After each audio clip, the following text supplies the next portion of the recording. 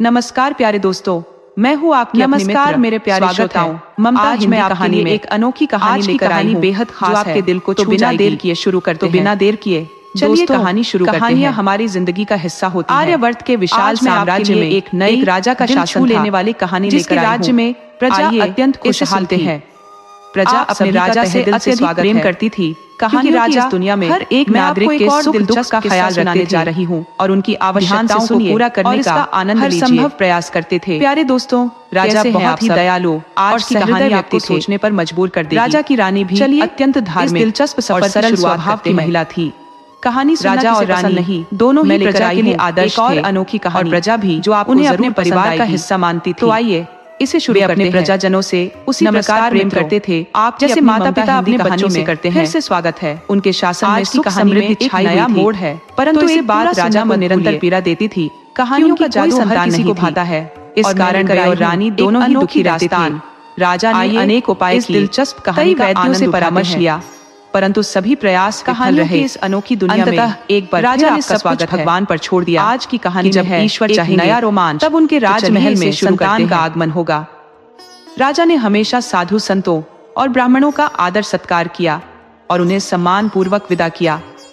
इसी बीच एक समय ऐसा आया जब राज्य में बारिश नहीं हुई और अकाल की स्थिति उत्पन्न हो गई। लेकर आई हूँ प्रजा जो आपके त्राहिमाम दिल को करने छू लगी। जाएगी। राजा ने अपने भंडार प्रजा के लिए कहानी खोल शुरू दिए करते हैं ताकि किसी को भी भोजन की कमी न हो। प्रजा राजा को दुआएं देने लगी कि ईश्वर उनके राजा के दुखों को दूर करे और उन्हें संतान सुख प्रदान करें। एक दिन राजा के महल में एक साधु आए, जिन्हें प्रसन्न होकर राजा ने आदर सत्कार किया। साधु ने राजा को एक फल दिया और कहा कि इसे रानी को खिलाने पर वह गर्भवती हो जाएंगी और भगवान की कृपा से उन्हें एक सुंदर कन्या की प्राप्ति होगी। रानी ने वह फल खा लिया और गर्भवती हो गई। इसी बीच राज्य में अकाल की स्थिति बनी रही और राजा अत्यंत चिंतित रहने लगे। धीरे धीरे समय बीता और रानी के प्रसव का समय आ गया। अकाल से दुखी प्रजा भी चिंतित थी, क्योंकि खेतों में बोई गई फसलें बिना पानी के नष्ट हो रही थी और राज्य के भंडार भी खाली होने के कगार पर थे। जब रानी को प्रसव वेदना हुई, तब उन्होंने एक सुंदर कन्या को जन्म दिया। जैसे ही कन्या का जन्म हुआ, आसमान में काले बादल छा गए और मूसलाधार बारिश होने लगी। राज्य में खुशियों की लहर दौड़ गई और प्रजा ने हर्षोल्लास के साथ जश्न मनाया। लेकिन यह खुशी अधिक देर तक टिक नहीं पाई, क्योंकि कन्या के जन्म के बाद रानी का देहांत हो गया। राजा पर दुखों का पहाड़ टूट पड़ा, परंतु जब उन्होंने अपनी नवजात कन्या को गोद में उठाया तो वह अत्यंत सुंदर और प्यारी थी। राजा ने उसे अपनी रानी की निशानी मानकर अपने सीने से लगा लिया और उसे पालने का निश्चय किया। परंतु अकेले राजा के लिए छोटी सी राजकुमारी का लालन पालन करना संभव नहीं था। यदि वे कन्या का ध्यान रखते तो राज्य का संचालन कौन करता? इसलिए राजा ने अपनी सबसे विश्वासपात्र दासी को राजकुमारी की देखभाल का जिम्मा सौंप दिया और समय के साथ कन्या बढ़ने लगी। गंगा, जो अब दासी की देखरेख में बड़ी हो रही थी, प्रजा के दिलों में अपनी जगह बना चुकी थी। जब वह पैदा हुई थी तो मूसलाधार बारिश हुई थी, जिससे राज्य की सूखती हुई फसलें फिर से हरी भरी हो गईं और पानी की किल्लत पूरी हो गई। इसी शुभ संकेत को देखते हुए उसका नाम गंगा रखा गया। गंगा एक मासूम, सुंदर और प्यारी बच्ची थी। राजा के मंत्रियों ने सलाह दी कि अब राजा को दूसरी शादी कर लेनी चाहिए, ताकि गंगा को मां का प्यार मिल सके और राज्य को एक नई रानी। राजा ने पहले तो इस विचार को ठुकरा दिया, यह कहते हुए कि वह अपनी बेटी के लिए सौतेली मां नहीं लाना चाहता। लेकिन अंततः मंत्रियों के समझाने पर राजा ने दूसरा विवाह कर लिया। महल में नई रानी के आगमन के बाद राजा ने गंगा को अपने से और भी करीब कर लिया। उसे बेहद प्यार करने लगा। लेकिन दूसरी रानी को यह बिल्कुल पसंद नहीं आया कि राजा उसे नजरअंदाज कर गंगा पर इतना ध्यान दे रहा है। उसने बाहर से तो गंगा को प्यार दिखाया, लेकिन अंदर से उससे नफरत करने लगी। गंगा को अब अपनी मां की कमी महसूस होने लगी, लेकिन वह दासी में ही मां का स्नेह पाने लगी थी। समय बीतता गया, गंगा बड़ी होने लगी और उसने मां का मतलब समझना शुरू कर दिया। लेकिन उसे अपनी सौतेली मां में मां जैसी कोई भी बात नजर नहीं आई। रानी हमेशा उसे डांटती फटकारती रहती थी, जबकि दासी उसे मां से भी अधिक प्यार देती थी। उधर रानी भी गर्भवती हो गई और उसने एक और कन्या को जन्म दिया, जिसका नाम जमुना रखा गया। रानी अब अपनी बेटी जमुना पर ज्यादा ध्यान देने लगी, जबकि गंगा की देखभाल दासी करती रही। गंगा भगवान शिव और माता भगवती की पूजा में बहुत लगन से लगी रहती थी और नगरवासी उसे बेहद प्रेम करते थे। गंगा अपनी छोटी बहन जमुना से भी बहुत प्यार करती थी, लेकिन रानी उसे जमुना से दूर रखती थी। जब गंगा 6 साल की हो गई और जमुना 3 साल की, तो राजा ने उन्हें स्कूल भेजने का निर्णय लिया। लेकिन रानी ने कहा कि गंगा को शिक्षा दिलाने की कोई जरूरत नहीं है, सिर्फ जमुना को ही पढ़ाना चाहिए। राजा, जो अब रानी के कहने में ज्यादा ध्यान देने लगे थे, ने गंगा की शिक्षा की उपेक्षा कर दी। धीरे धीरे गंगा को यह महसूस होने लगा कि वह अपने पिता और रानी दोनों से दूर हो रही है। गंगा अब अपनी सारी बातें गौशाला में काली गाय से कहने लगी। वह गाय को गौमाता कहकर पुकारती और गाय भी उसे अपनी बेटी की तरह प्यार करती। एक दिन जब गंगा ने गौमाता से कहा कि उसे कहीं घूमना है, तो गौमाता ने कहा, तू मेरी पूंछ पकड़ ले और मैं तुझे गोलोक घुमाने ले चलती हूँ। गंगा ने जैसे ही पूंछ पकड़ी, वह एक अद्भुत दुनिया में पहुंच गई, जहां सब कुछ बहुत सुंदर और अलौकिक था। वहां जाकर गंगा को बहुत आनंद आया और उसने गौमाता से कहा, गौमाता, हम कुछ दिन यहीं रहेंगे।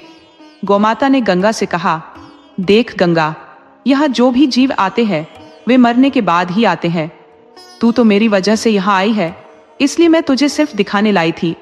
जिनके कर्म अच्छे होते हैं वे स्वर्गलोक में आते हैं और जिनके बुरे कर्म होते हैं वे नरक में जाते हैं।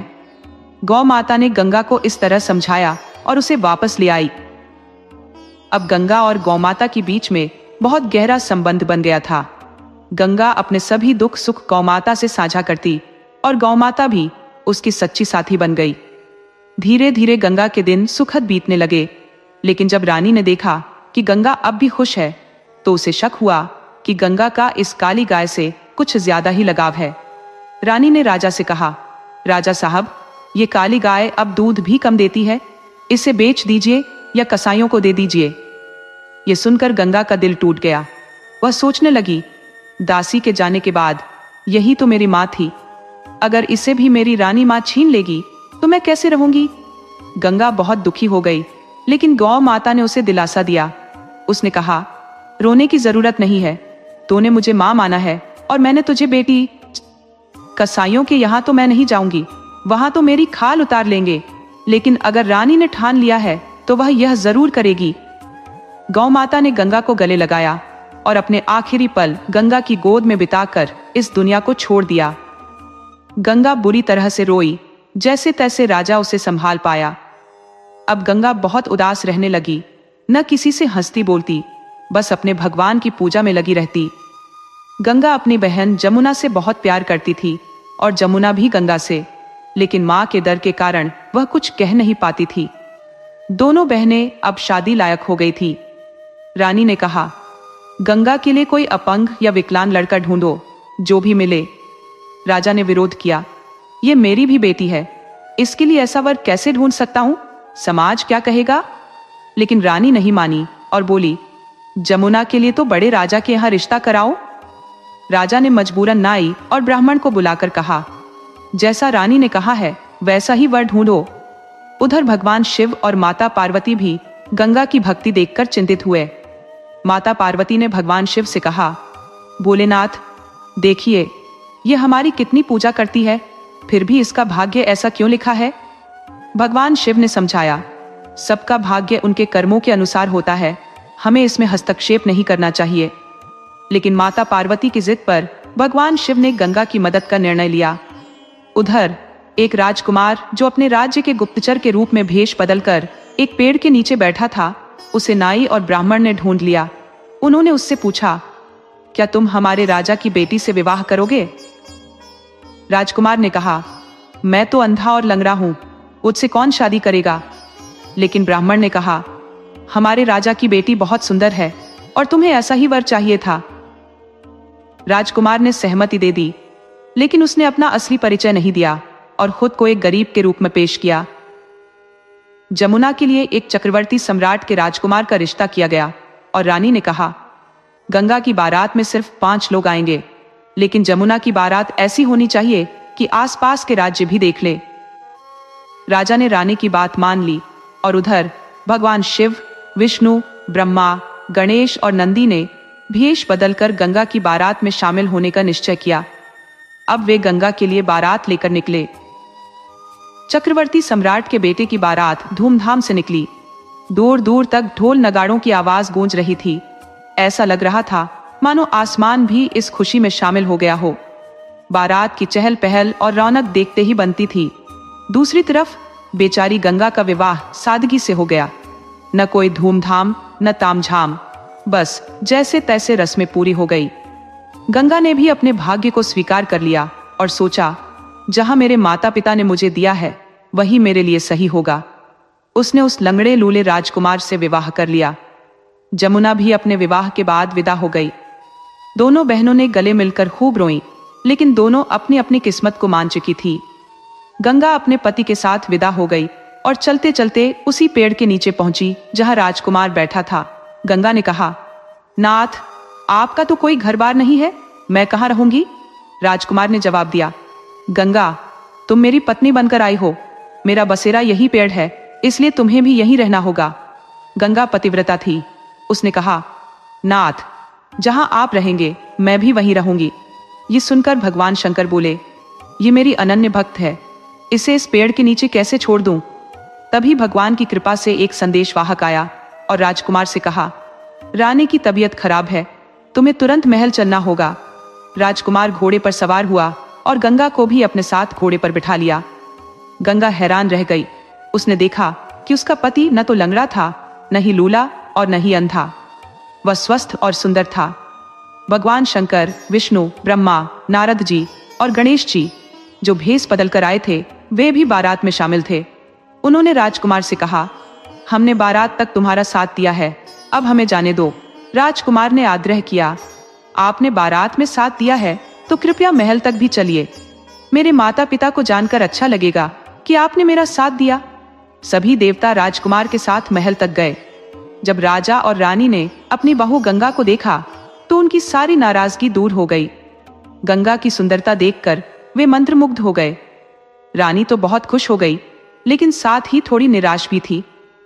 उसने सोचा था कि राजकुमार की शादी में वह अपने सारे अरमान पूरे करेगी, लेकिन ऐसा नहीं हो सका। ब्रह्मा, विष्णु, महेश ने राजा और रानी को पूरी कहानी सुनाई। रानी ने गंगा का गृह प्रवेश कराया और उसे घर के अंदर ले गई। ब्रह्मा, विष्णु, महेश ने राजा रानी से विदा ली और चले गए। अब जहां गणेश जी, ब्रह्मा, विष्णु, महेश जैसे देवताओं ने कदम रखा हो, वहां किसी चीज की कमी कैसे हो सकती थी? गंगा के आने से महल और राज्य में खुशहाली आ गई। राजा का राज्य दिन दूनी रात चौगुनी तरक्की करने लगा। अब गंगा को सभी साक्षात लक्ष्मी का रूप मानने लगे। गंगा भी बहुत खुश थी। उसे लगा कि जो कुछ भी हुआ वह उसके लिए अच्छा ही था। उसने राजकुमार के साथ खुशहाल जीवन बिताना शुरू कर दिया। पूजा पाठ करती और सभी का दिल जीत लेती। उसकी और राजकुमार की जोड़ी को राम सीता की जोड़ी कहा जाने लगा। राजा और रानी भी अपने बेटे और बहू को देखकर बहुत खुश थे। अब उनकी सारी चिंताएं समाप्त हो गई थी। राजा ने राजकुमार को राजगद्दी सौंप दी और कहा, बेटा, अब तुम राज्य संभालो, हमसे अब इतना काम नहीं होता। राजकुमार राजा बन गया और समय बीतता गया। सावन का महीना आया और तीज का त्योहार करीब आया। सब लड़कियां अपने मायके लौटी तो राजा ने सोचा कि क्यों ना वह भी अपनी दोनों बेटियों को बुला ले। रानी ने कहा, जमुना को बुलाओ, लेकिन गंगा का तो कोई अता पता नहीं है। राजा ने कहा, मैं गंगा को भी बुलाऊंगा, आखिर उसका भी तो त्योहार है। राजा अपनी बेटी को लेने चला और पहले जमुना के ससुराल पहुंचा। जमुना राजकुमार के साथ थी और राजा को देखकर वह खुश हो गई, लेकिन उसके चेहरे पर एक अजीब सी उदासी थी। जमुना ने कुछ नहीं कहा और चुपचाप अपने पिता के साथ चल पड़ी। राजा जब गंगा को लेने पहुंचा तो वह उसी पेड़ के पास गया जहां गंगा को छोड़कर गया था, लेकिन वहां कुछ भी नहीं था। उसने आसपास के लोगों से पूछा, यहाँ जो लंगड़ा व्यक्ति रहता था वह कहाँ है? किसी ने बताया, वह लंगड़ा लूला नहीं था, वह तो इस राज्य का राजकुमार था। वह अपने दुश्मनों पर नजर रखने के लिए गुप्त रूप से यहाँ रहता था। राजा यह सुनकर स्तब्ध रह गया, लेकिन मन ही मन बहुत खुश भी हुआ कि चलो, उसकी बेटी अच्छे घर में गई है। वह राजकुमारी थी और अब राजकुमार की पत्नी बन गई है। राजा के दिल से सारे डर हट गए, क्योंकि वह गंगा से बचपन से बहुत प्यार करता था।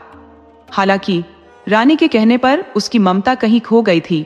अब वह अपनी बेटी से मिलने की जल्दी में था। राजा जब गंगा के पास पहुंचा तो गंगा को सूचना दी गई कि उसके पिताजी आए हैं। गंगा दौड़ती हुई आई और अपने पिता के गले लग गई। राजा ने देखा कि गंगा बहुत ही सुंदर और खुशहाल दिख रही थी। उसके चेहरे की चमक बता रही थी कि वह बहुत खुश है। राजा यह देखकर बहुत खुश हुआ कि उसकी बेटी, जिसने मायके में बहुत दुख सहा था, ससुराल में बहुत अच्छी जगह पर गई है। राजा ने रानी और राजकुमार से कहा, पहला त्योहार है, इसे विदा कर दो, मायके जाना है। उन्होंने गंगा को अच्छे से विदा किया और वह अपने मायके लौट आई। जब रानी ने देखा कि गंगा चहक रही है और उसकी रौनक पहले से और भी बढ़ गई है, तो रानी जलन से भर गई। ऊपर से जब राजा ने बताया कि हमने गंगा को जिसके साथ दिया था वह कोई साधारण व्यक्ति नहीं था, बल्कि वह एक बहुत बड़ा राजा है और उसका बेटा राजकुमार। अब गंगा एक बड़े चक्रवर्ती सम्राट के घर गई है, जिसके राज्य का बड़ा दबदबा है। यह सुनकर रानी और भी जल भुन गई। उसने सोचा, मैंने उसके लिए गड्ढा खोदा था, लेकिन वह कैसे बच गई। इसके बाद दोनों बहनें साथ रहने लगी, लेकिन जमुना थोड़ी उदास रहती थी। एक दिन गंगा ने उससे पूछा, जमुना बहन, तुम इतनी उदास क्यों रहती हो? तुम्हारा पति राजा है और तुम्हें किसी चीज की कमी नहीं होनी चाहिए। यह सुनकर जमुना गले लगकर रोने लगी। उसने कहा, बहन, मेरी माँ के कर्मों की सजा मुझे मिल रही है। उन्होंने मुझे चक्रवर्ती सम्राट के घर दिया, लेकिन मेरा पति अय्याश और नशेबाज है। वह मेरी कोई कद्र नहीं करता और सास ससुर भी मेरे साथ अच्छा व्यवहार नहीं करते। वे बात बात पर ताना मारते हैं और मुझे कोई काम करने नहीं आता, इसलिए मुझे वे मारते पीटते हैं। लेकिन मैं अपने पिता से यह सब कैसे कहूं? गंगा बोली, कोई बात नहीं बहन, तू चिंता मत कर। अब मैं आ गई हूं, मैं तुझे सारे काम सिखाऊंगी। फिर तू काम करके उनका दिल जीत लेना, तेरी समस्या खत्म हो जाएगी। अब रानी जल्दी चाहती थी कि जमुना उसके साथ न रहे, क्योंकि वह गंगा को बिल्कुल पसंद नहीं करती थी। लेकिन जमुना अब अपनी माँ से डरती नहीं थी। वह साफ कह देती, माँ, मैं गंगा दीदी के साथ रहूंगी। गंगा दीदी ने मुझे कभी कोई तकलीफ नहीं दी, हमेशा मुझे अच्छा सिखाया। रानी इस पर चुप हो जाती। अब गंगा ने जमुना को धीरे धीरे घर के सारे काम सिखा दिए। जमुना को अच्छे से खाना बनाना आ गया और कैसे लोगों का दिल जीतना है वह भी सीख गई। क्योंकि जमुना में थोड़ी घमंड थी कि माँ ने उसे कभी डांटा नहीं और प्यार से ही रखा, इसलिए उसने कभी काम नहीं सीखा था। गंगा, जिसने समय के थपेड़े खाए थे, वह सारे काम सीख गई थी और उसका व्यवहार भी इतना अच्छा था कि उसने सबका दिल जीत लिया। राज्य के लोग भी गंगा से बहुत प्यार करने लगे थे। जमुना की माँ के कारण लोग उसे कम पसंद करते थे और इसका असर जमुना पर पड़ा था, जिससे उसमें थोड़ा घमंड आ गया था। लेकिन गंगा के साथ उसका व्यवहार हमेशा अच्छा रहा। जब गंगा ने उसे सारे काम सिखा दिए और तीज का त्योहार बीत गया, तब दोनों बहनें अपनी अपनी ससुराल लौट गई। गंगा की ससुराल में उसके सास ससुर बहुत अच्छे थे। वे उसे पलकों पर बिठाकर रखते थे। गंगा भी सबकी इच्छाओं का पूरा ध्यान रखती थी। उधर जमुना के ससुराल में भी परिवर्तन दिखने लगा था। अब जमुना ने काम करना शुरू कर दिया था और सबकी पसंद का ख्याल रखने लगी थी। धीरे धीरे उसके सास ससुर उससे खुश रहने लगे। जो उसका पति पहले अय्याश था, अब जब देखता कि जमुना बहुत सादगी से रहती है और पूजा पाठ करती है, तो वह उसे पहले की तरह धमकाता नहीं था। पहले जमुना उसे जवाब देती थी, लेकिन अब वह चुप रहती, कुछ नहीं कहती और मासूमियत से अपना काम करती रहती। धीरे धीरे राजकुमार को भी जमुना की मासूमियत पर दया आने लगी और वह उसकी तरफ झुकने लगा। धीरे धीरे उनके रिश्ते भी सही हो गए और दोनों में प्रेम बढ़ने लगा। जमुना इसका पूरा श्रेय अपनी गंगा बहन को देती थी, लेकिन रानी अब भी यही कहती थी कि उसकी बेटी का घर बिगाड़ने में गंगा का ही हाथ है। वह सोचती थी कि गंगा ने जमुना को कोई ऐसी बात समझाई है जिसके कारण उसकी बेटी, जो नाजों से पली बड़ी राजकुमारी थी, अब इतने सारे काम करती है। रानी जमुना से बहुत नफरत करती थी, लेकिन गंगा को बेचारी मानती थी। जब जमुना मायके आई और रानी ने देखा कि वह गंगा को कोस रही है, तो जमुना ने अपनी माँ को डांटते हुए कहा, माँ, तूने हमेशा मेरी बहन के साथ सौतेला व्यवहार किया है, लेकिन आज मैं अपने घर में जिस वजह से खुशहाल हूँ वह गंगा के कारण ही है। ये सुनकर रानी को बड़ा धक्का लगा और उसे पक्षाघात हो गया। जब गंगा को यह खबर मिली कि उसकी माँ बीमार है तो वह तुरंत उसके पास पहुंची। रानी की आंखों से आंसू बह रहे थे। रानी ने कहा, गंगा, मैंने तेरे साथ बहुत बुरा किया है, जिसकी सजा मुझे मिल गई है। आज मुझे पक्षाघात हो गया है, शायद यह मेरे कर्मों का फल है। गंगा बोली, नहीं माँ, आप ऐसा क्यों कह रही हो? रानी ने कहा, बेटी, हो सके तो मुझे माफ कर दे। गंगा ने जवाब दिया, माँ, माफ करने के लिए मैं तुमसे नाराज कभी थी ही नहीं। मैंने तो हमेशा तुम्हें अपनी माँ माना है। रानी ने कहा, बेटी, तूने मुझे माँ माना, लेकिन मैंने तुझे कभी अपनी बेटी नहीं माना। गंगा ने कहा, नहीं माँ, ऐसा नहीं कहते, माँ तो माँ ही होती है। इसके बाद रानी ने गंगा को सीने से लगा लिया और अब वह दोनों बेटियों को प्यार करने लगी। अब दोनों का मायके आना जाना भी हो गया। गंगा ने अपनी मासूमियत और मेहनत से अपने ससुराल और मायके दोनों में इज्जत कमा ली थी। राजा भी बहुत खुश था कि उसकी दोनों बेटियों को बराबर का सम्मान और अधिकार मिला। दोस्तों, अगर आपको हमारी कहानी पसंद आई हो तो कृपया हमारे चैनल को लाइक करें, सब्सक्राइब करें और शेयर करें।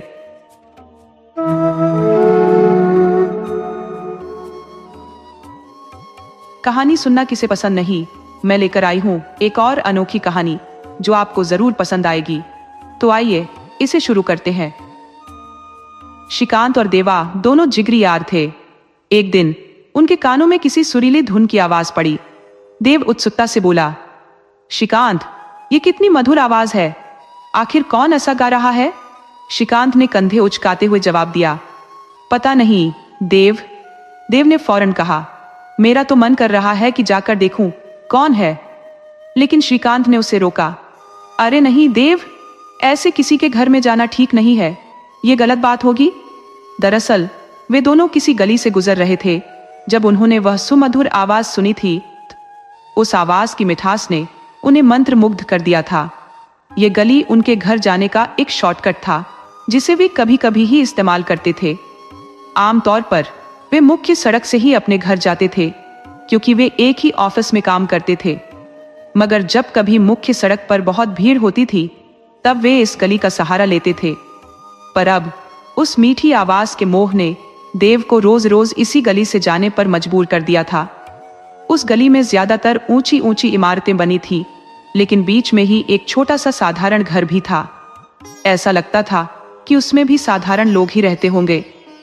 लेकिन उस आवाज में जो खिंचाव था वह देव को बार बार इस ओर खींच लाता था। देव की दिली ख्वाहिश थी कि वह उस आवाज की तह तक जाए, पर श्रीकांत उसे बार बार रोक देता था। उस घर के दरवाजे हमेशा बंद ही रहते थे और बिना किसी वाद्य यंत्र के इतना मीठा गीत उन्होंने पहले कभी नहीं सुना था। धीरे धीरे देव की आदत बन गई थी कि वह रोज शाम को ठीक 5:30 बजे उसी गली से गुजरे। जैसे जैसे समय बीतता गया देव के कदम अपने आप उस ओर चल पड़ते थे, मानो कोई जादू उसे अपनी ओर खींच रहा हो।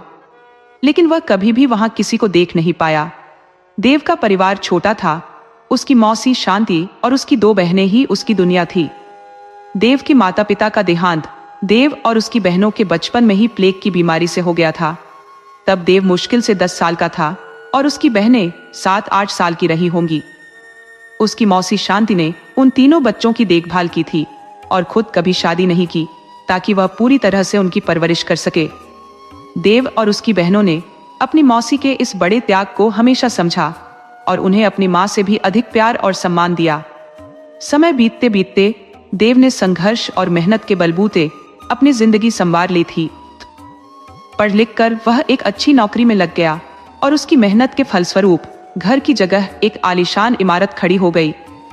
ये सब कुछ देव की कड़ी मेहनत और उसकी मौसी के दिए हुए संस्कारों का नतीजा था, जो उसे रोजाना कामयाबी की नई ऊंचाइयों पर ले जा रहे थे। उसकी बस यही इच्छा थी कि उसकी दोनों बहनों की शादी अच्छे घरों में हो जाए। जब रात का गहरा अंधेरा छाया हुआ था और खिड़की से सितारे अपनी चमकती रोशनी बिखेर रहे थे, तभी देव खुद ब खुद उस मधुर धुन को गुनगुनाने लगा। वह सोचने लगा, जरूर इस गाने के पीछे कोई दर्द छिपा होगा। शायद इसीलिए ये आवाज इतनी गहरी और मन को छूने वाली है। इसी विचार में खोए खोए देव कब सो गया उसे खुद पता नहीं चला। सपनों की दुनिया में एक लड़की आई जिसके काले लंबे बाल थे, गोरा रंग था और वह बेहद खूबसूरत थी। वह किसी आंगन में बैठी उसी गीत को गुनगुना रही थी और देव पास जाकर उसे ध्यान से सुनने लगा। वह लड़की आंखें बंद करके गाती रही और देव उसके गीत में खोया रहा। सुबह जब देव की आंख खुली तो वह खुद पर मुस्कुराने लगा। उसे समझ आ गया कि उसकी सोच अब उसके सपनों में भी दस्तक देने लगी है। उसी दिन देव ने तय कर लिया कि अब चाहे कुछ भी हो जाए वह उस घर के अंदर जरूर जाएगा और उस गाने वाली लड़की से मुलाकात करेगा। शाम का वही वक्त था और देव और श्रीकांत रोज की तरह जोशी गली से गुजर रहे थे, मगर आज कोई गीत सुनाई नहीं दे रहा था। देव के मन में कई सवाल उमड़ने लगे और एक अजीब सी बेचैनी ने उसे घेर लिया। उसने अपनी यह चिंता श्रीकांत से साझा की। श्रीकांत, जो उसका दोस्त था, हमेशा उसके साथ ऑफिस के लिए निकलता और वापस भी साथ ही आता था। देव ने चिंतित होकर कहा, श्रीकांत, आज कोई आवाज क्यों नहीं आ रही? श्रीकांत ने जवाब दिया, पता नहीं देव, शायद वो लोग आज घर पर नहीं है या हो सकता है किसी की तबीयत खराब हो। देव ने कहा, श्रीकांत, तुम गाड़ी से नीचे उतरो, मुझे आज उनके बारे में जानना है। मैं गाड़ी को साइड में लगा कर आता हूं। श्रीकांत ने हिचकिचाते हुए कहा, देव, ये क्या सही होगा? देव ने कहा, पता नहीं यार, ये गलत है या सही, पर मैं खुद को रोक नहीं पा रहा हूं। पिछले महीनों से ये सुरीली आवाज मेरे दिमाग में घूम रही है। मैं अपने दिमाग को शांत करना चाहता हूं। दोनों दोस्त घर के दरवाजे तक गए। शायद वह अंदर से बंद नहीं था। वे दरवाजा खटखटाने ही वाले थे कि एक बुजुर्ग औरत वहां आकर बोली, क्या हुआ बेटा? दोनों ने पूछा। अम्मा जी, ये घर किसका है? इसमें कौन रहता है? अम्मा जी हंसते हुए बोली, बेटा, ये घर तिवारी जी का है, लेकिन अभी यहाँ कोई नहीं रहता। पिछले 3 सालों से यह बंद पड़ा है। देव ने आश्चर्य से कहा, लेकिन अम्मा जी, इस घर में से जो लड़की गाना गाती है वो तो। अम्मा जी ने उन्हें टोकते हुए कहा, अरे बेटा, तुम्हें कोई गलत फहमी हुई है। यहाँ कोई नहीं रहता। इस घर की चाबी भी मेरे ही पास रहती है। अब देव के आश्चर्य का कोई ठिकाना नहीं था। उसने फिर पूछा, अम्मा जी, वो लोग कहाँ रहते हैं? तब वे बुजुर्ग औरत कहने लगी, बेटा, वो लोग देहरादून चले गए हैं। 3 साल से वो एक बार भी नहीं आए। देव ने विनती करते हुए कहा, अम्मा जी, क्या एक बार मैं इस घर के अंदर जा सकता हूं? मगर अम्मा जी ने सख्ती से मना कर दिया। नहीं बेटा, मैं किसी और के घर में तुम्हें कैसे जाने दे सकती हूं। देव बुरी तरह उलझन में पड़ गया। वह तो यहाँ इस गाने को लगातार 7-8 महीनों से सुनता चला आ रहा था और श्रीकांत ने भी इसे सुना था। फिर अम्मा जी ऐसा कैसे कह सकती थी कि यहाँ कोई नहीं रहता? अब देव के दिमाग में सवालों का बवंडर उमड़ने लगा। श्रीकांत और देव दोनों ही भारी मन से अपने घर वापस आ गए। घर पहुंचकर देव ने सारी बातें अपनी मौसी शांति को बताई। मौसी ने चिंता जताते हुए कहा, हो सकता है देव, तुम्हें कोई वहम हो। मगर देव ने जवाब दिया, मौसी जी, ये कोई मामूली बात नहीं है। एक आवाज जो मैं और श्रीकांत दोनों सुनते थे, रोज वहीं से आना जाना होता था, तो गलतफहमी की तो कोई गुंजाइश नहीं है। मौसी ने कहा, देव, मेरी बात सुन, अब तू वहां नहीं जाएगा। क्या पता कोई भूत प्रेत का चक्कर हो। देव ने झुंझलाते हुए कहा, अरे मौसी, आप कौन सी दुनिया में जी रही हो? ऐसा कुछ भी नहीं होता है जैसा आप सोच रही हो। मौसी ने फिर कहा, देव, तुझे पता है मैंने कितनी मुश्किलों से तुझे पाला पोसा है। बेटा, मैं तुझे किसी मुसीबत में नहीं देख सकती, इसलिए कह रही हूं कि अब तू वहां नहीं जाएगा। बस, बात खत्म। देव की इतनी हिम्मत नहीं थी कि वह अपनी मौसी शांति के सामने बहस कर सके, इसलिए वह चुपचाप अपने कमरे में चला गया। रात में फिर वही अजीब घटना हुई। सपने में वही लड़की गाना गाती हुई दिखाई दी। वही सूरत, वही रंग रूप, वही जगह, वही अवस्था। देव हड़बड़ाकर उठ बैठा और सोचने लगा, ये मैं क्या सोच रहा हूं? मुझे इसके बारे में ज्यादा नहीं सोचना चाहिए। धीरे धीरे रात बीत गई और सुबह हुई। दिमाग से सब कुछ गायब था, लेकिन ऑफिस जाते समय मौसी ने उसे याद दिला दिया, बेटा देव, सीधे जाना और सीधे आना। देव ने कहा, ठीक है मेरी माँ, आपका हुक्म सिर आंखों पर। शांति ने मुस्कुराते हुए उसकी गाल थपथपाई और माथा चूमते हुए कहा, मेरे बच्चों पर कोई बुरा साया न पड़े भगवान। देव ऑफिस के लिए निकल गया। देव की बहनें अदिति और नलिनी, जो किसी सहेली की शादी में गई हुई थी, घर में शांति अकेली थी और शांति के मन में बुरे बुरे ख्याल आ रहे थे। आज शांति फिर उस शख्स की यादों में खोई हुई थी जिसने उसे सालों पहले धोखा दिया था। वह अपने अतीत की गलियों में भटकने लगी, सोचने लगी कि वह भी तो एक गाने वाली ही थी जिसकी खातिर केशव ने उसे धोखा दिया था। शांति की आंखों से आंसुओं की धार बहने लगी। घाव बहुत गहरा था और दर्द उससे भी ज्यादा। उस लड़की का नाम तारा था और केशव, जो उसका प्रेमी था, तारा को अपने साथ भाग गया था। जाते जाते वह शांति के नाम एक चिट्ठी छोड़ गया था जिसमें लिखा था, शांति, माना कि मैंने तुमसे प्यार किया था, पर तारा के मिलने के बाद मैंने जाना कि असल में प्यार क्या होता है। तुम्हारे साथ कभी वह लम्हे नहीं बिताए जो तारा ने मुझे दिए हैं, इसलिए मैं उसके साथ जा रहा हूं। आज के बाद तुमसे कोई नाता नहीं है, मेरा सिर्फ तारा से ही रिश्ता है। इस पत्र को पढ़कर शांति बिल्कुल टूट गई थी। उसके माता पिता भी उसका साथ छोड़ चुके थे। जीने का कोई मकसद ही नहीं रह गया था। लेकिन इन 3 बच्चों को देखकर शांति के अंदर जीने की एक नई उम्मीद जगी और उसने तय कर लिया कि वह पूरी उम्र शादी नहीं करेगी। अब देव जिस गाने वाले की आवाज सुनता है वह भी कोई गाने वाली होगी, यह सोचकर शांति का सिर दर्द से फटने लगा। तारा बहुत ही स्वार्थी औरत थी। उसने कुछ ही दिनों में केशव को पूरी तरह बर्बाद कर दिया था और फिर उसे धिक्कार कर भगा दिया था। एक बार केशव वापस लौट कर आया, लेकिन शांति ने उसके लिए अपने दिल के दरवाजे हमेशा के लिए बंद कर दिए थे। अब वह सिर्फ नलिनी, अदिति और देव की मां थी। शाम ढल चुकी थी और आज देव ने अपना रास्ता बदल दिया। वह सड़क छोड़कर अपने घर आ गया। उसने मौसी से पूछा, क्या बात है मौसी, आज तबीयत खराब है क्या? शांति देवी ने जवाब दिया, नहीं बेटा, मैं ठीक हूं। देव ने कहा, पर चेहरा बुझा बुझा सा क्यों है? शांति देवी बोली, देव, ऐसा कुछ नहीं है बेटा, मैं बिल्कुल ठीक हूं। और तू बता, आज तो दूसरे रास्ते से आया है ना? देव बोला, हाँ मौसी, भला मैं आपकी बात कैसे टाल सकता हूं? और ये नलिनी और अदिति कहाँ है? अभी तक आई नहीं? मौसी ने कहा, नहीं बेटा, अभी नहीं आई है, आती होंगी। देव खाना खाकर थोड़ी देर अपनी मौसी के पास बैठा रहा। अदिति और नलिनी भी आ चुकी थी और फिर देव अपने कमरे में सोने चला गया। रात का कोई तीसरा पहर था। देव गहरी नींद में सोया हुआ था। तभी उसे वही लड़की फिर दिखाई दी। वह किसी अंधेरे कमरे में बैठी गाना गा रही थी, भटक रही हूं संसार की भूल भुलैया में, न दिल को चैन न करार मिले, यूं तो कुछ नहीं मिला दुनिया में, पर जो भी गम मिले वे अख्तियार मिले। अब देव ने उठने की कोशिश की, लेकिन वह खुद को जकड़ा हुआ महसूस कर रहा था। जब उसकी आंखें खुली तो उसने देखा कि उसका शरीर पसीने में भीगा हुआ था। देव बहुत परेशान होने लगा था। बार बार एक ही लड़की का दिखाई देना उसकी समझ में नहीं आ रहा था कि आखिर ये सब क्या हो रहा है। उसने तय कर लिया कि चाहे कुछ भी हो जाए, वह किसी न किसी तरह उस घर के अंदर जरूर जाएगा। कई दिन बीत चुके थे, देव चाहकर भी उधर नहीं जा सका था।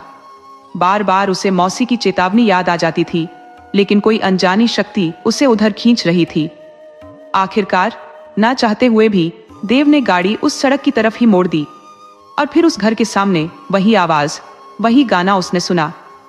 श्रीकांत भी आज छुट्टी पर था और देव ने गाड़ी साइड में लगा दी थी, क्योंकि आज वह अकेला था। वह आने वाली आवाज को बड़े गौर से सुन रहा था और उसे एहसास हुआ कि वह गलत नहीं था। आवाज उसी घर से आ रही थी। दरवाजा बंद था और सड़क पर कुछ लोग आ जा रहे थे। देव के मन में सवाल उठने लगे कि यह सब क्या माजरा है। तभी एक छोटी सी लड़की, करीब 9-10 साल की, वहां खेलती हुई दिखाई दी। देव ने उस लड़की को पास बुलाकर पूछा, बेटा, ये जो गाने की आवाज आ रही है, ये गाना कौन गा रहा है? लड़की ने चारों तरफ देखते हुए कहा, नहीं भैया, मुझे तो कोई आवाज नहीं आ रही। देव ने कहा, गौर से सुनो बेटी। तो वह लड़की बोली, नहीं भैया, कोई नहीं गा रहा, मुझे तो कुछ सुनाई नहीं दे रहा। देव बोला, अच्छा बेटा, ये वाला घर किसका है?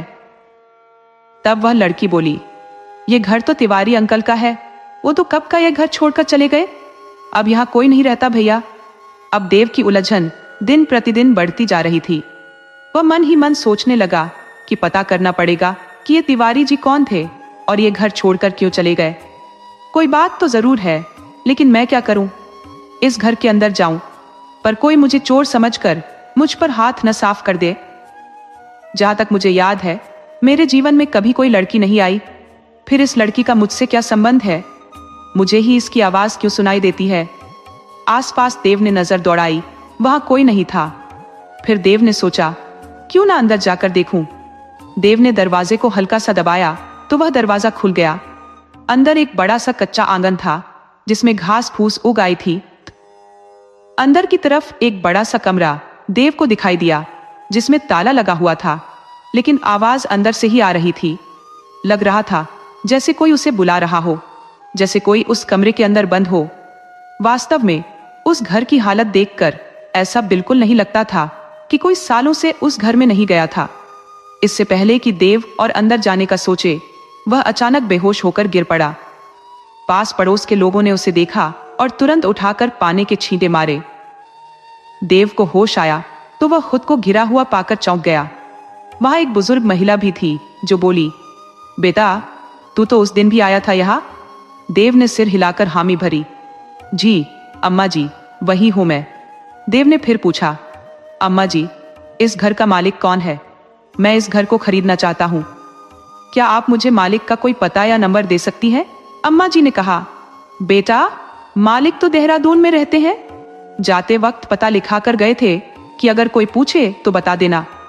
उन्होंने देव को तिवारी जी का पता दिया और देव वहां से चल पड़ा। घर पहुंचते ही मौसी ने पूछा, देव, आज इतनी देर कहां लगा दी? देव ने बात टालते हुए कहा, कुछ नहीं मौसी, श्रीकांत से मिलने गया था। मौसी ने उसके चेहरे पर चिंता देखी और बोली, बेटा, तेरा चेहरा क्यों उतरा हुआ है? देव ने मुस्कुराते हुए कहा, मौसी, मैं थक गया हूं। तुम्हारे हाथ की चाय पी लूं तो जान में जान आए। राधिका मुस्कुराते हुए चाय बनाने चली गई। रात को खाने के समय देव ने बताया, मौसी, सुबह ऑफिस के काम से देहरादून जाना है। अदिति और नलिनी ने भी साथ चलने की इच्छा जताई, पर देव ने मना कर दिया, नहीं, इस बार नहीं, ऑफिस का काम है, फिर कभी चलेंगे। रात का तीसरा पहर था जब देव को फिर वही सपना आया। वह लड़की फिर से गा रही थी और देव उसके पीछे पीछे चल रहा था।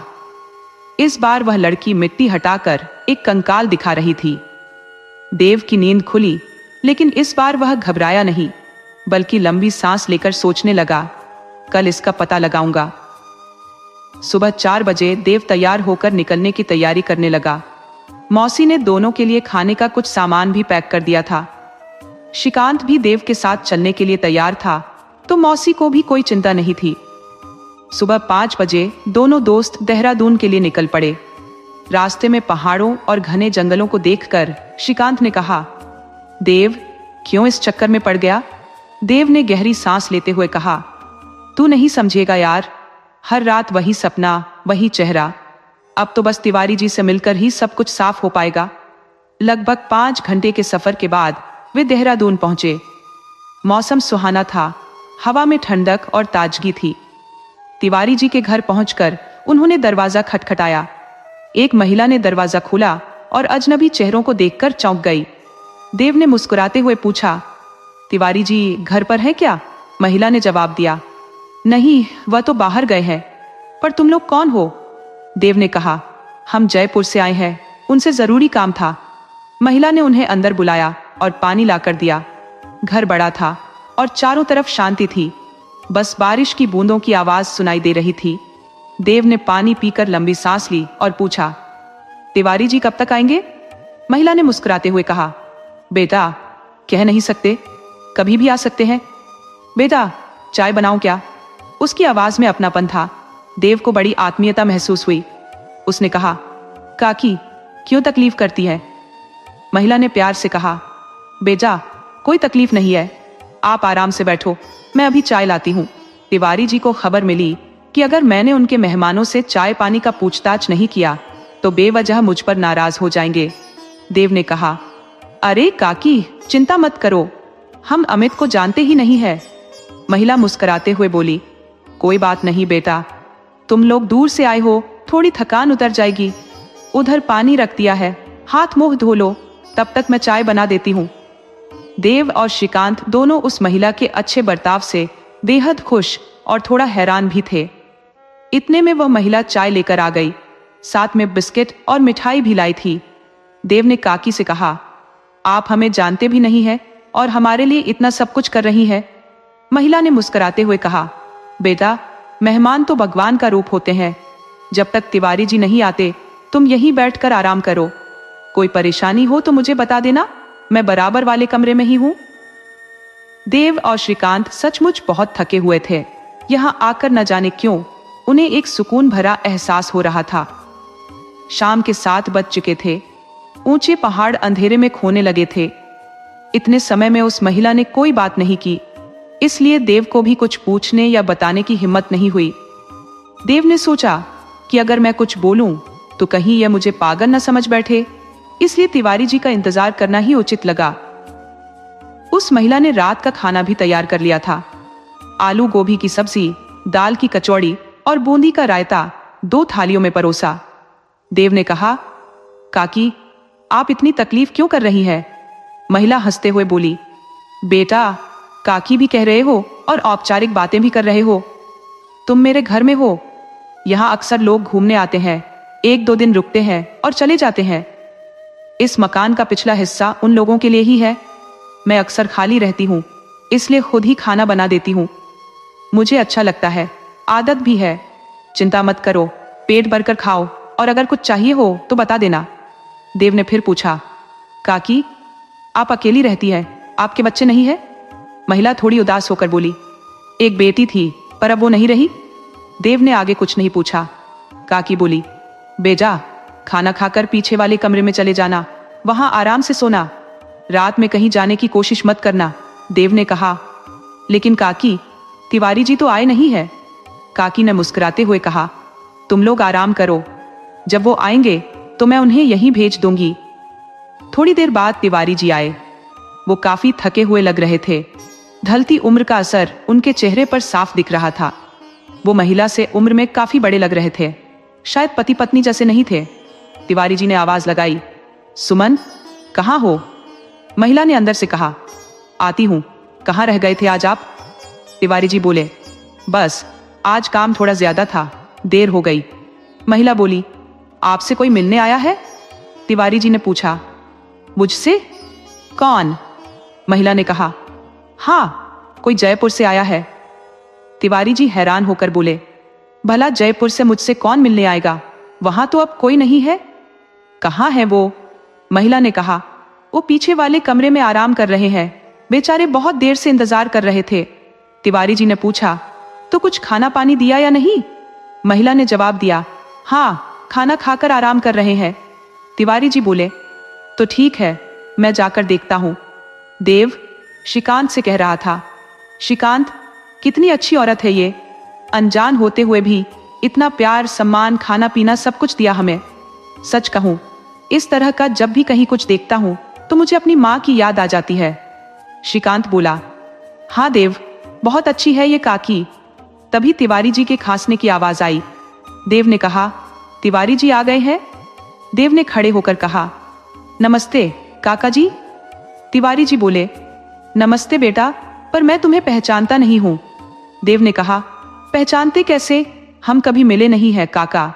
तिवारी जी ने पूछा, कैसे आना हुआ बेटा? सुमन बता रही थी कि जयपुर से आए हो। देव ने कहा, काका आप बैठिए तो सही। देव ने तिवारी जी को बैठाते हुए कहा, काका, आपका जो जयपुर में मकान है, मैं उसे खरीदना चाहता हूं। क्या आप बेचने के इच्छुक हैं? तिवारी जी बोले, लेकिन बेटा, वो मकान मेरा नहीं, सुमन का है। देव ने पूछा, सुमन, ये आपकी पत्नी है? तिवारी जी बोले, नहीं बेटा, वो मेरी पत्नी नहीं है। देव तिवारी जी के जवाब का इंतजार कर रहा था, पर तिवारी जी ने पूछा, बेजा, तुम वो मकान क्यों लेना चाहते हो? देव ने कहा, काका, कहानी बड़ी लंबी है। मकान तो बहाना है, दरअसल मैं आपसे कुछ जानना चाहता हूं। तभी सुमन पीछे से आ गई और बोली, बेटा, किसी चीज की जरूरत हो तो बता देना।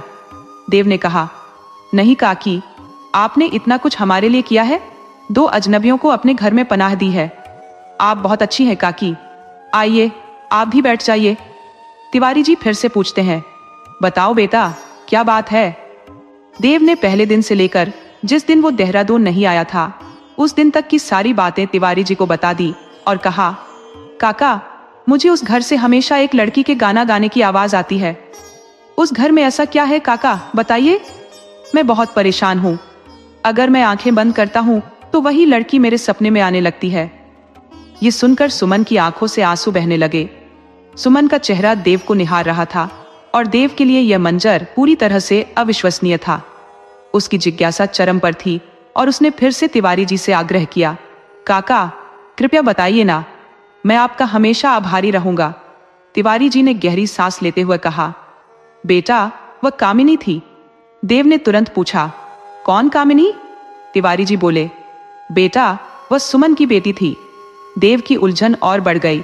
उसने पूछा, लेकिन काका, वो मुझे क्यों दिखाई देती है और उसके गाने की आवाजें सिर्फ मुझे ही क्यों सुनाई देती है? तिवारी जी ने एक गहरी सांस ली और बोले, बेटा, ये एक लंबी कहानी है। सुमन आमेर की रहने वाली थी। वहां एक युवक काम के सिलसिले में आता जाता रहता था। सुमन उस कंपनी के मालिक की बेटी थी जहां वह युवक काम करता था। दोनों का मिलना जुलना हुआ और फिर दोनों में प्रेम हो गया। देव को अपने पिता की बातें याद आ रही थी जो अक्सर काम के सिलसिले में आमेर जाते रहते थे। प्रेम प्रसंग धीरे धीरे गहराता गया। जब सुमन के पिता को इस बात का पता चला तो उन्होंने उस युवक को मरवाने का फैसला किया, लेकिन सुमन ने ठान लिया कि वह उसी युवक से शादी करेगी। तिवारी जी बोले, और बेटा, मैं उस कंपनी में एक मामूली मुलाजिम था, लेकिन मालिक का वफादार था। सुमन के लिए मेरे मन में हमेशा छोटी बहन जैसा प्यार रहा है।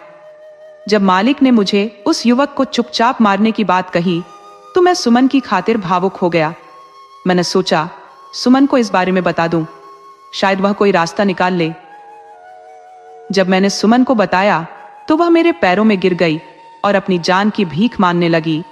सुमन ने मुझसे कहा कि मैं उस युवक को आमेर आने से रोक दूं, उसे समझाऊं कि वह जयपुर छोड़कर हमेशा के लिए चला जाए। मैंने रातों रात उसके घर का पता ढूंढा और वहां पहुंचा। जब मैंने दरवाजा खटखटाया तो एक सुंदर सी स्त्री ने दरवाजा खोला। मैंने उस युवक का नाम लेकर पूछा तो उसने कहा कि वह उसकी पत्नी है और मुझे अंदर बुलाया। मैं स्तब्ध रह गया। मैंने उसे सारी बात विस्तार से बताई और कहा कि उसने सुमन के साथ धोखा किया है। जब वह भीतर से चाय लेकर लौटी तो मैंने भारी मन से वहां से विदा ली। सुमन को मैंने सच बता दिया कि उसका प्रेमी पहले से ही शादीशुदा है। सुमन टूट गई थी, लेकिन उसने अपने पिता से कुछ नहीं कहा। फिर एक दिन सुमन की तबीयत अचानक बिगड़ गई और डॉक्टर ने बताया कि वह गर्भवती है। उसके पिता ने उसे मारने की योजना बनाई, लेकिन मैं सही समय पर पहुंच गया और सुमन को बचा लिया। मैंने सोचा कि इस दुनिया में मेरा कोई नहीं है तो क्यों ना मैं सुमन का सहारा बन जाऊं। मैंने उसे लेकर जयपुर आ गया और एक गुमनाम जिंदगी जीने लगा। सुमन ने एक बेटी को जन्म दिया जिसका नाम कामिनी रखा। हमने उसे बड़े लाड प्यार से पाला, लेकिन सुमन का परिवार उसे भूल चुका था और वह अब मेरे साथ थी। मैं उसे अपनी बहन की तरह मानता था और हमेशा उसका ख्याल रखता था।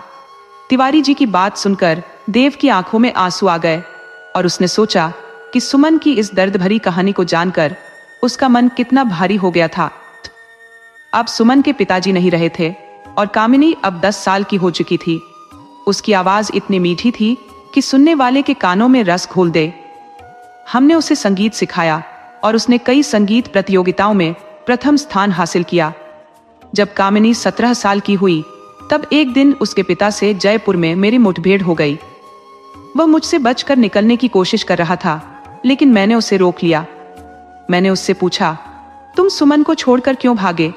उसने बताया कि मेरे वहां जाने के बाद वह बहुत डर गया था, इसलिए वह रात के अंधेरे में ही वहां से भाग गया। उसने अपनी पत्नी को कहा था कि कंपनी में 10 लाख रुपए का घपला हो गया है और इस आरोप में कंपनी वाले उसे फंसा रहे हैं। उसने कहा कि कंपनी का मालिक बहुत खतरनाक आदमी है, इसलिए उन्हें वहां से भागना पड़ा। जब मैंने उससे पूछा, जब तुम पहले से शादीशुदा थे तो तुमने सुमन के साथ प्यार का नाटक क्यों किया? उसने बड़ी आसानी से कह दिया, मैं बहक गया था। मेरा मन तो किया कि वहीं उसका गला घोंट दूं, लेकिन मैंने अपने गुस्से को दबा लिया। उसे क्या पता था कि सुमन ने किन कठिनाइयों का सामना किया है और उसकी सजा वह जीवन भर भुगत रही है। और अब उसकी एक 17 साल की बेटी भी है।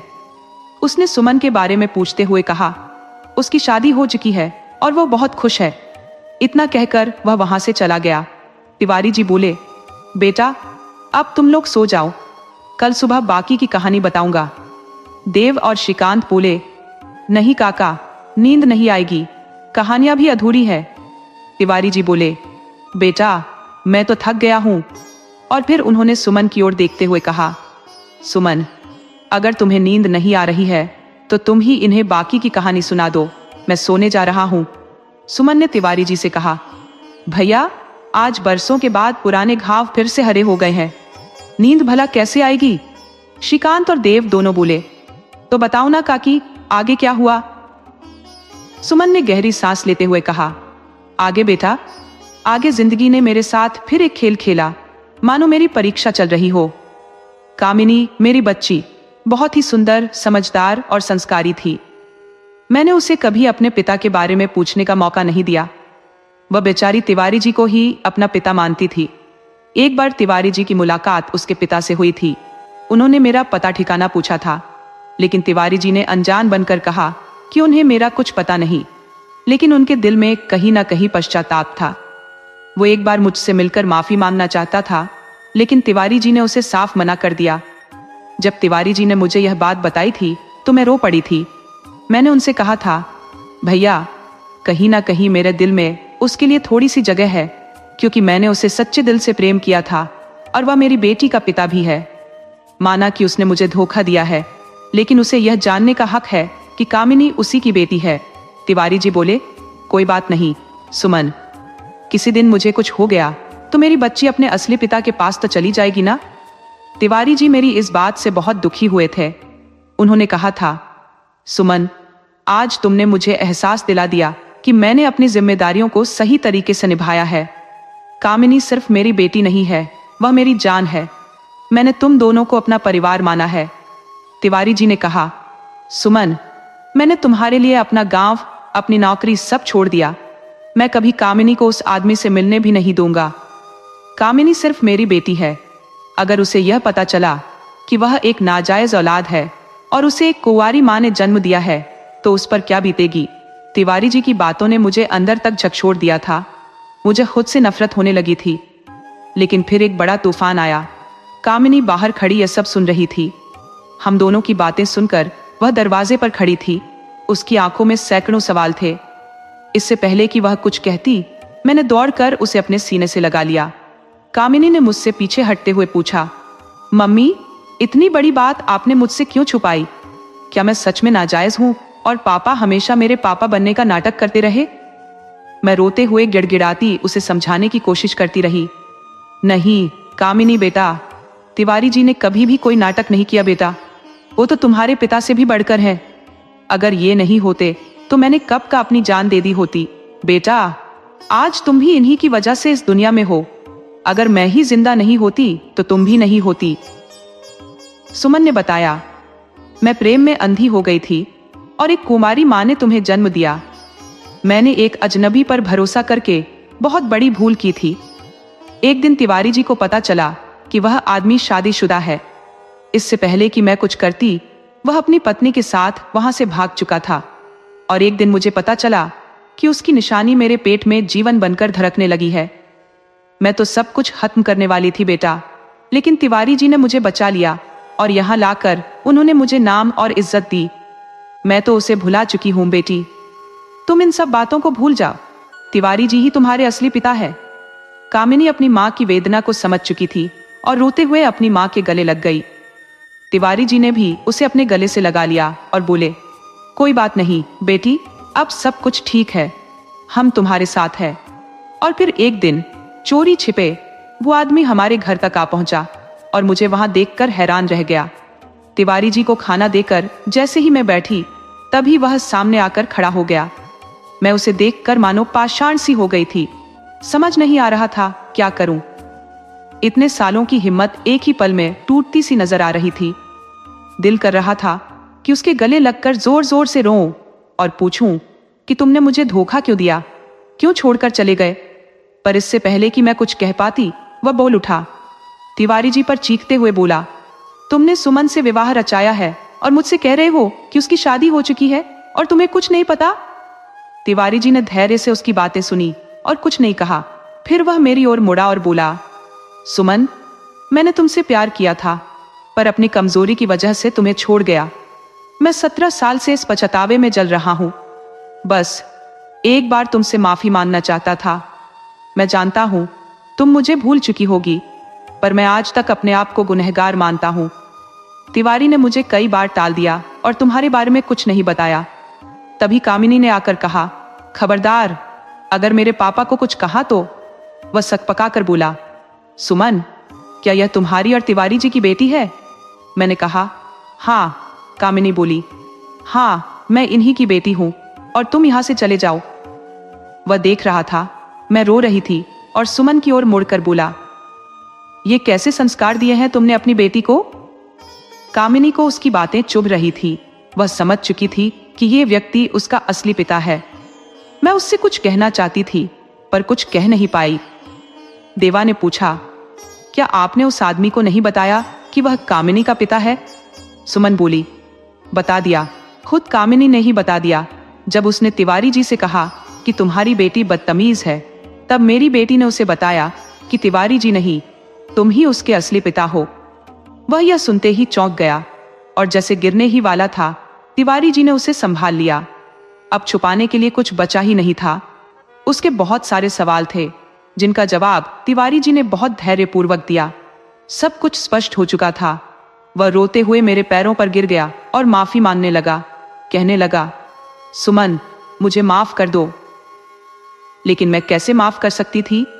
मेरी जिंदगी बर्बाद हो चुकी थी और इसका कारण वह था। मैंने उससे कहा, आप यहां से चले जाइए। मैं अपनी बेटी और तिवारी जी के साथ खुश हूं और भूलकर भी हमारी जिंदगी में दोबारा आने की कोशिश मत करना। वह आंखों में आंसू लिए चला गया और हम तीनों देर तक रोते रहे। मेरी जिंदगी अब एक उलझन थी।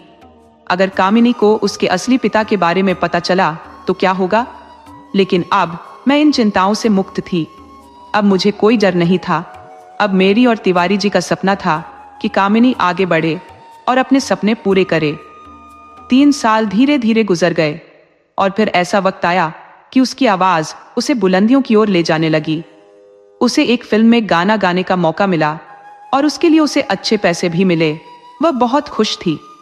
कुछ समय बाद तिवारी जी को पता चला कि कामिनी के पिता की प्लेग के कारण मृत्यु हो गई और कुछ समय बाद ही उसकी पत्नी भी चल बसी। देवा की धड़कनें तेज हो रही थी। वह शायद समझ रहा था। वह उलझने उसे बेचैन कर रही थी। उसने पूछा, काका, आपने पूरी कहानी में कामिनी के पिता का नाम नहीं बताया? सुमन जी बोली, बेटा, कैसे नाम लो उस व्यक्ति का जिसने मेरे जीवन के हर अध्याय को धोखे से लिखा? फिर भी बताती हूं बेटा, उसका नाम सुधीर था। देव बोला, काकी, सुधीर तो? सुमन जी ने कहा, हाँ बेटा, सुधीर। देव ने सुमन का हाथ पकड़कर माथे से लगा लिया और रोते हुए कहा, पिताजी, आपने बहुत बुरा किया। सुमन कहने लगी, बेटा, तुम इतने दुखी क्यों हो रहे हो और यह क्या कह रहे हो? क्या तुम सच में सुधीर के बेटे हो?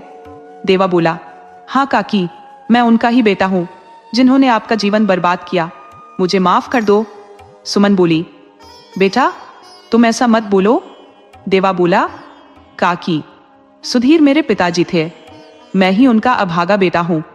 शुरू से ही शक हो रहा था कि कहीं वे मेरे पिताजी ना हो। मेरे पिताजी अक्सर काम के सिलसिले में आमेर आया जाया करते थे। माँ ने बताया था कि हमें पुराना घर इसलिए छोड़ना पड़ा क्योंकि मालिक ने पिताजी पर गबन का इल्जाम लगाया था।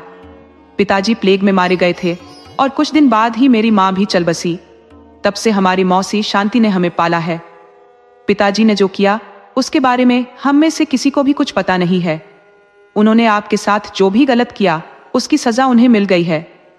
देवा बोला, काकी, आप अपने अधिकार के लिए लड़ी क्यों नहीं? इस पर सुमन ने रोते हुए देवा के सिर पर हाथ फेरते हुए कहा, क्या अधिकार मांगती बेटा? मैं तो तबाह हो चुकी थी और फिर मैं तुम्हारी माँ का घर कैसे बिगाड़ती? मुझ में इतनी हिम्मत नहीं थी। मुझे तुम्हारे पिता से कोई शिकायत नहीं थी। भगवान उनकी आत्मा को शांति दे। देवा ने कहा, काकी, आप बहुत महान है, बहुत अच्छी है। ये कहकर देवा ने उसके घुटनों पर सिर रखकर रोना शुरू कर दिया। उसके दिल का बवंडर आंसुओं में बहने लगा। वहां बैठे श्रीकांत भी अपनी आंखों के आंसू छिपा नहीं पाए, लेकिन देवा नाका से बोले, काकी, मेरी बहन के साथ क्या हुआ था? मुझे बताइए, मैं बहुत बेचैन हूं। सुमन ने गहरी सांस लेते हुए कहा, देवा बेटा, तुम उसे कभी नहीं देख पाओगे। वह अब इस दुनिया में नहीं है। देवा हक्का बक्का रह गया। काकी, मेरी बहन इस दुनिया में नहीं है? ऐसा कैसे हो गया? सुमन ने आह भरते हुए कहा। कामिनी सफलता की सीढ़ियां चढ़ती जा रही थी। उसे गाने के कई ऑफर मिल रहे थे। उसने पैसा और शोहरत खूब कमाई। हमें बहुत गर्व हो चला था कि हमारी बेटी हमारा नाम रोशन कर रही है। तभी उसकी मुलाकात विराट नाम के एक लड़के से हुई। विराट एक बड़े घर का लड़का था और उनकी दोस्ती हो गई। देखने में वह बहुत ही सभ्य और संस्कारी लगता था। अक्सर घर भी आ जाया करता था। मुझे लगा कि कामिनी उसे पसंद करने लगी है। एक दिन मैंने पूछ ही लिया, बेटा कामिनी, क्या तुम विराट को पसंद करती हो?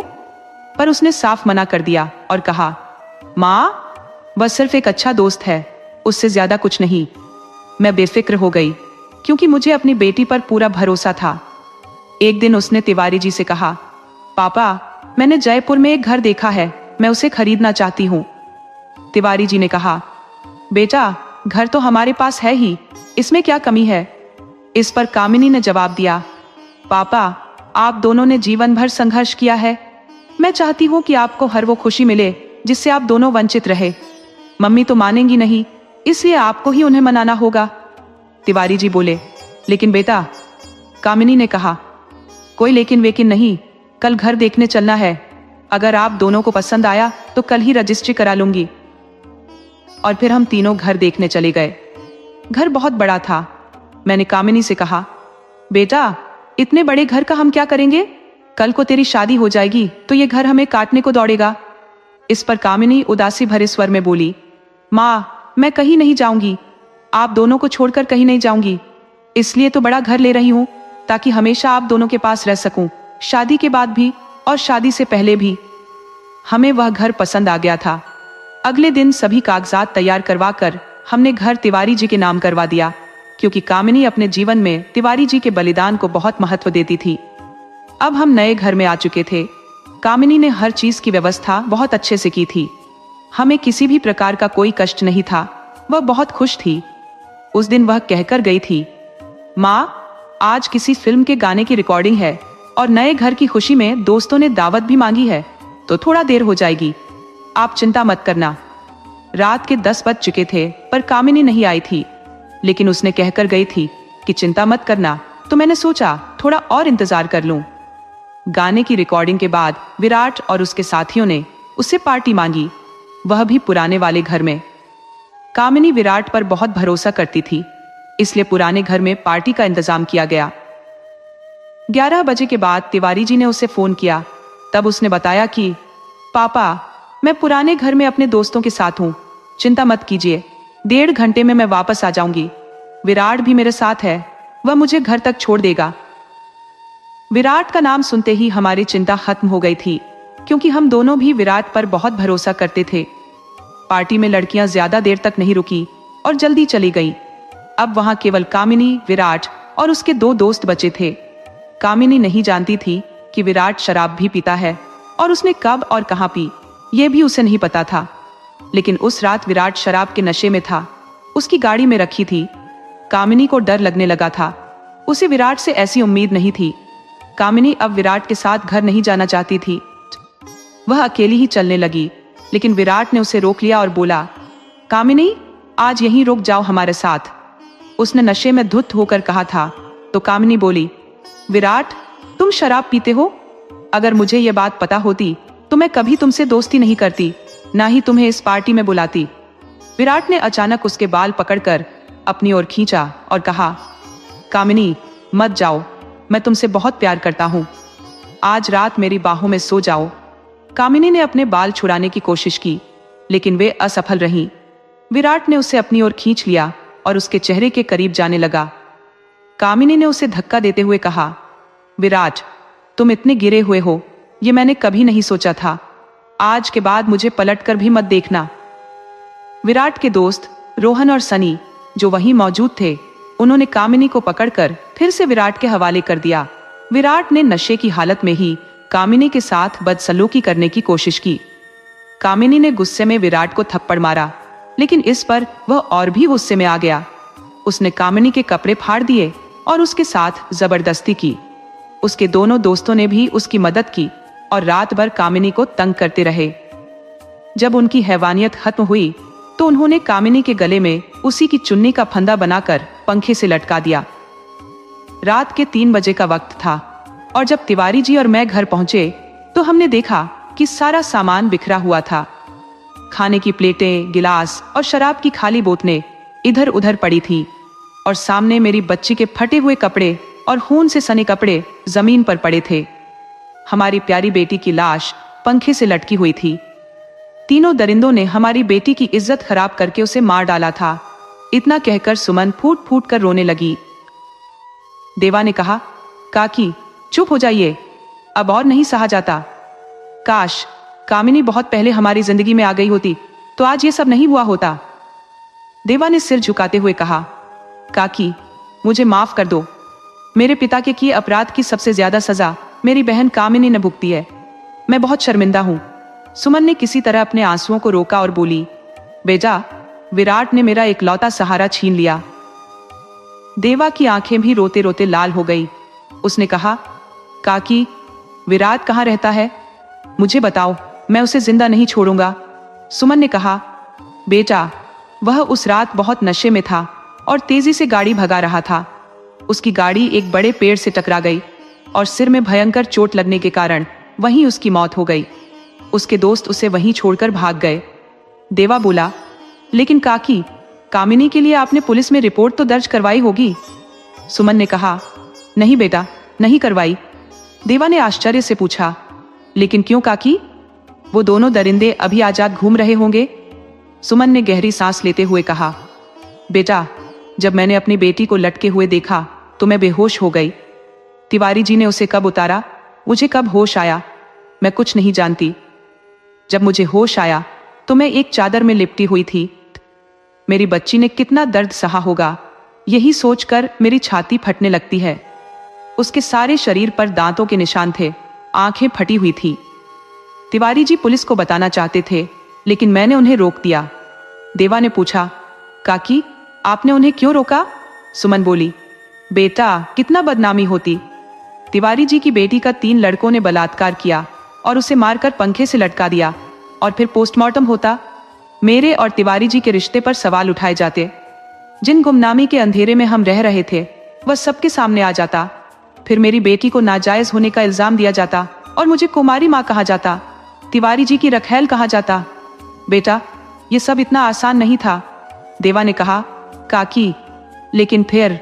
सुमन जी ने कहा, बेटा हम दोनों सदमे में थे, लेकिन उस वक्त खुद को संभालना समझदारी लगी। कामिनी को हमने रात में ही उस घर में दफन कर दिया और दिन निकलने से पहले ही अपने नए घर आ गए। रास्ते में विराट की गाड़ी जो हमें दुर्घटनाग्रस्त दिखाई दी तो पता चला कि वह लड़का ज्यादा नशे में गाड़ी चला रहा था, इसलिए दुर्घटना हुई और वह मारा गया। पुलिस उसे गाड़ी से निकालकर स्ट्रेचर पर डाल रही थी। उसी समय उसका चेहरा भी हमने देख लिया था और एक लंबी आह भरकर वहां से मैं चुप निकल गई। 1 हफ्ते के भीतर ही हमने नया मकान बेच दिया और हमेशा के लिए यहाँ आ गए। अब तिवारी जी ही जयपुर चले जाते हैं।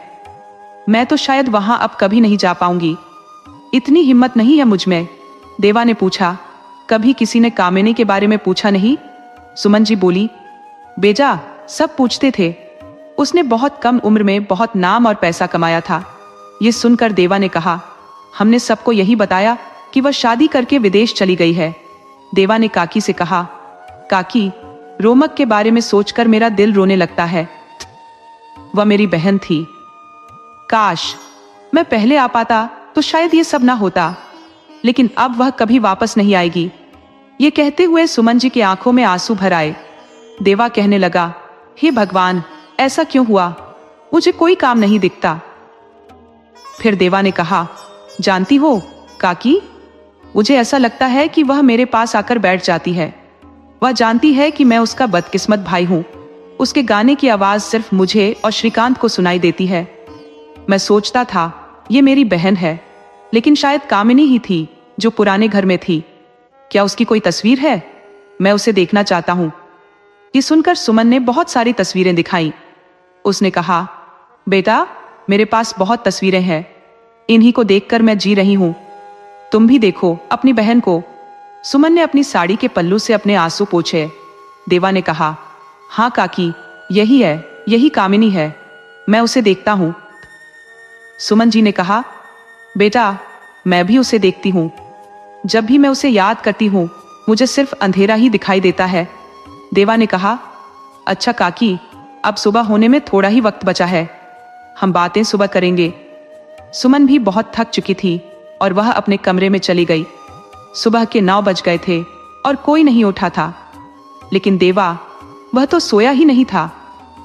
पूरी रात यही सोचता रहा कि जिंदगी कैसे मोड़ पर ला खड़ा कर देती है, जहां से निकलने का कोई रास्ता नहीं होता। देवा की भी वही स्थिति थी जो सुमन जी की अपने पिता के लिए थी, लेकिन सुमन अब मां से भी ऊंचे स्थान पर पहुंच गई थी। वह स्त्री जो कल तक अजनबी थी, आज मां की तरह नजर आ रही थी। देवा की आंखों से आंसू निकलकर उसके गालों तक बह रहे थे। उसे खुद को निर्जीव सा महसूस हो रहा था, लेकिन फिर उसने अपने हौसले को बढ़ाया और कहा, नहीं, मैं काकी को अकेला कैसे छोड़ सकता हूं? मुझे अपने पिता के कर्तव्यों को निभाना होगा। शायद इसीलिए कामिनी मुझे दिखाई दी। शायद वह मुझे मेरी जिम्मेदारियों का एहसास दिलाना चाहती है। यह सब सोचते हुए सुमन दूध और नाश्ता लेकर आई। श्रीकांत अब तक नहीं उठा था। सुमन ने देवा से कहा, आओ बेटा, नाश्ता कर लो। देवा ने नाश्ता लेकर मेज पर रखा और भावुक होकर सुमन जी के पैरों में बैठते हुए कहा, कल से आप मुझे बेटा बुला रही हैं, क्या मैं आपको मां बुला सकता हूं? सुमन ने उसे उठाकर गले से लगा लिया और कहा, तुम मेरे ही बेटे हो। देवा की आंखों में खुशी के आंसू छलक उठे। देवा ने कहा, मां, जो हो गया उसे मैं बदल नहीं सकता, लेकिन वादा करता हूं कि अब आपकी आंखों में कभी आंसू नहीं आने दूंगा। तभी तिवारी जी भी आ गए। सुमन ने देवा का असली परिचय तिवारी जी से कराया। देवा ने कहा, काका जल्दी चाय नाश्ता करो और अपना सामान बांध लो, हमें अभी निकलना है। तिवारी जी ने पूछा, देवा बेटा, हम कहाँ जा रहे हैं? देवा ने कहा, काका आप दोनों मेरे साथ जा रही हैं और अब हमेशा मेरे साथ रहेंगे। तिवारी जी ने कहा, बेटा हम यहाँ से कैसे जा सकते हैं? देवा ने कहा, काका आपका बेटा आपसे विनती कर रहा है। थोड़ी देर बाद तिवारी जी तैयार हो गए। आज देवा को अपना परिवार पूरा होते हुए नजर आ रहा था। गाड़ी श्रीकांत चला रहा था। पूरी रात जागने के कारण देवा को नींद आ गई। नींद में उसे दिखा कि कामिनी मां के पास बैठी है और कह रही है, तुम आ गए? देवा ने कहा, हाँ कामिनी, मैं आ गया। लेकिन फिर उसने देखा कि कामिनी बोलने की कोशिश कर रही है, पर वह बोल नहीं पाई। ऐसा लग रहा था जैसे उसका दम घुट रहा है। वह छटपटा रही थी और अपना गला पकड़ रही थी। तभी गाड़ी ब्रेकर से टकराई और देवा की नींद खुल गई। देवा ने सुमन से कहा, मां, अभी कामिनी आई थी। वो कुछ कहना चाह रही थी लेकिन बोल नहीं पाई। ऐसा लग रहा था जैसे उसका दम घुट रहा है। सुमन जी ने कहा, बेटा देवा, उसे फांसी पर लटकाकर मारा गया था। न जाने कितने दर्द उसने अपने भीतर ही छिपाकर ले ली। देवा ने कहा, हाँ मां, वो बहुत कुछ कहना चाहती है। जैसे ही वे घर पहुंचे शाम ढल चुकी थी। शांति जी ने अनजाने चेहरों को देखा तो हैरानी से पूछा, देवा ये लोग कौन है? शांति जी ने धीमी आवाज में देवा से पूछा तो देवा ने कहा, मौसी सब कुछ बताऊंगा, फिलहाल आप इनका रहने का इंतजाम कर दो। अब ये लोग हमारे साथ ही रहेंगे। और हाँ मौसी, मैं बहुत थक चुका हूं, अपने हाथों की बनी एक अच्छी सी चाय पिलाओ। शांति ने और सवाल किए बिना रसोई की तरफ कदम बढ़ा दिए। कुछ ही समय बाद देवा हॉल में बैठा था जब शांति चाय लेकर आई। सुमन और तिवारी जी भी हॉल में आ चुके थे। देवा ने अपनी दोनों बहनें अदिति और नलिनी को भी बुला लिया था। देवा ने कहा, मौसी, अगर आप इनके बारे में जानना चाहती है तो मैं चाहता हूं कि ये बात सबके सामने बताऊं। मैं जो आप सबको बताता था कि मुझे एक लड़की गाना गाती दिखाई देती है, वो मेरी बहन नहीं बल्कि कामिनी थी, मेरी सगी बहन और इनकी बेटी। शांति जी ने हैरान होकर कहा, ये क्या कह रहे हो देवा? देवा ने कहा, हाँ मौसी, मैं सच कह रहा हूं। लेकिन मेरी बहन का मतलब? शांति जी ने पूछा तो देवा ने जवाब दिया, मौसी, ये मेरी माँ है, जिन्हें बरसों पहले पिताजी ने धोखा दिया था। शांति जी ने कहा, मुझे कुछ समझ में नहीं आ रहा। देवा ने मौसी को पूरी बात समझाई। शांति जी ने सुमन को गले लगाते हुए कहा, बहन, तुम्हारे साथ बहुत अन्याय हुआ, इसके लिए हमें माफ कर देना। खुद को कभी अकेला मत समझना। आज से आप हमारे साथ रहोगे, लेकिन जो आपकी बेटी के साथ हुआ वह बहुत ही दर्दनाक है। मैं उसके आत्मा की शांति के लिए प्रार्थना करूंगी, और आज से आप मेरी बड़ी दीदी हो। ये दोनों बेटियां आपकी हैं। ये आपको कभी कामिनी की कमी महसूस नहीं होने देंगी। आज तक मैंने इनकी परवरिश की है, और आगे का सारा काम अब आपको करना है। सुमन इतने प्रेम से भाव विभोर होकर रो पड़ी। अदिति और नलिनी आकर सुमन से गले मिल गई। देवा का दिल, जो चिंता से भरा था, अब हल्का हो गया। सुमन को सभी ने खुशी खुशी अपना लिया, और अब सुमन और तिवारी जी भी सहज महसूस कर रहे थे। शांति जी ने कहा, चलो अब सब आराम करो, रात बहुत हो चुकी है, कल फिर बात करेंगे। सब अपने अपने कमरे में चले गए। थकान के कारण सब जल्दी सो गए और सुबह होते ही उठे। देवा ने आवाज दी, माँ, जल्दी तैयार हो जाओ, पुराने घर जाना है। और काका, आप भी तैयार हो जाइए। शांति ने कहा, भैया तो सुबह जल्दी उठ गए थे, मैंने उन्हें नाश्ता भी करा दिया। देवा ने पूछा, और मैं, क्या मैं उठा या नहीं? शांति ने जवाब दिया, मैं भी तुम्हारे साथ चल रही हूं। तभी दोनों बहनें आई और पूछा, क्या हम भी साथ चल सकते हैं? सुमन भी तैयार होकर आ गई थी।